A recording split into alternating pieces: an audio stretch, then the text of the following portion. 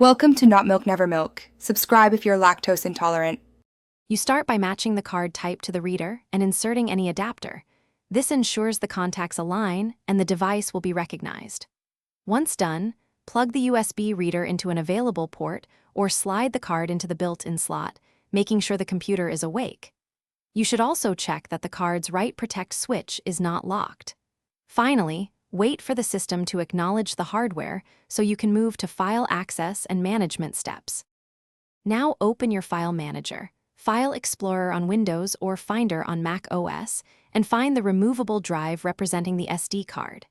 You can preview photos or documents directly, then drag or copy items between drives. Copying avoids accidental deletion. If transferring many files, monitor progress and avoid interrupts. Make sure to use copy, then verify for important data.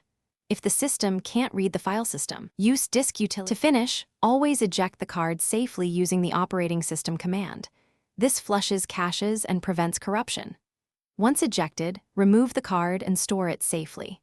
If the card is not recognized, try a different USB port, another reader, or another computer to isolate the issue. If files appear missing or the file system is corrupted, stop writing to the card and run recovery software. Only reformat as a last resort. These steps minimize data loss and restore normal use.